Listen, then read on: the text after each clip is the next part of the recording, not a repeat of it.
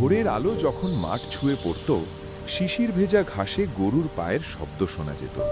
পাখিরা ডানা ঝাপটিয়ে জানান দিত আরেকটি নতুন দিন শুরু হলো। শালধর গ্রামের মানুষগুলো ছিল সহজ সরল, কিন্তু এই গ্রামের মাঝখানে দাঁড়িয়েছিল এক বিশাল দোকান। আর সেই দোকানের মালিক ছিলেন মহাজন হাজী ওসমান। হাজী ওসমান ছিলেন গ্রামের সবচেয়ে ধনী মানুষ। টাকা পয়সার অভাব তার কোনোদিন হয়নি। চাল, ডাল, তেল, গম সবই তার গুদামে ভর্তি। চাকররা তার ইশারার অপেক্ষায় থাকত। গ্রামের মানুষ তার নাম শুনলেই চুপ করে যেত। কিন্তু এত সম্পদের মাঝেও তার বুকের ভেতরের হৃদয়টা ছিল একদম শুকনো। দয়া, মায়া, সহানুভূতি এই শব্দগুলো যেন তার জীবনের অভিধানেই ছিল না। ক্ষুধার্ত ফকির। একদিন সকালে দোকানের সামনে এসে দাঁড়ালো এক বৃদ্ধ ফকির। শরীর কাঁপছে, চোখে ক্ষুধার ছায়া। কাঁপা গলায় সে বলল, বাবা, কয়েকদিন না খেয়ে আছি, একটু খেতে দাও।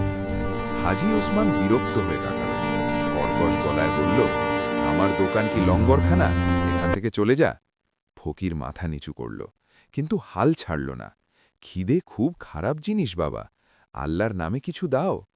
এই কথা শুনে হাজির মুখে ব্যঙ্গের হাসি উঠল। আল্লাহ তো আমার দোকানে আসে না, বিনা পয়সায় কিছু পাওয়া যায় না। শেষবার ফকির বলল, আজ তো আপনার কাছ থেকে কিছু নিয়েই যাব। এই কথায় হাজী ওসমানের মনে এক নিষ্ঠুর চিন্তা এলো। সে গরুর কাছে গেল, একদলা গোবর তুলে এনে ফকিরের হাতে ধরিয়ে দিল। এই নে, যা কিছু দিলেই হবে বলেছিলি তো। ফকিরের চোখ দিয়ে পানি পড়ল। চারপাশের মানুষ চুপ করে দাঁড়িয়ে রইল, কিন্তু ফকির রাগ করল না, বরং এক অদ্ভুত শান্ত হাসি দিয়ে বলল, আমি তো বিনিময় ছাড়া কিছু নেই না, আমি তোকে দোয়া দিচ্ছি যেন এটা সব সময় বাড়তে থাকে। এই কথা বলে সে চলে গেল। দোয়ার ফল। সেই দিন থেকেই হাজী ওসমানের ঘরে অদ্ভুত ঘটনা শুরু হলো। উঠোনে গোবর জমতে লাগলো, যত পরিষ্কার করা হয় ততই দাঁড়ে। দুর্গন্ধে ঘর ভরে গেল। চাকররা ক্লান্ত, স্ত্রী আতঙ্কিত। রাগে হাজী বলল, এই গরুর জন্যেই সব হচ্ছে, গরুটাকে জঙ্গলে ছেড়ে দাও। ইউসুফের দয়া।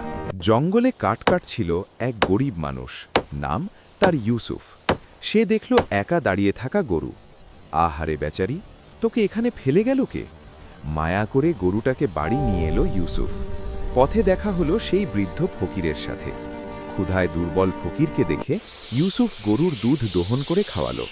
ফকির চোখ ভরা দোয়া দিয়ে বলল, বাবা, তোর দয়া সবসময় বাড়তে থাকুক। রহমতের বরকত। এরপর থেকে গরুর দুধ অলৌকিকভাবে বাড়তে লাগল। এক পাত্র, দুই পাত্র, তিন পাত্র, দুধ শেষই হয় না। ইউসুফ দুধ বিক্রি শুরু করল।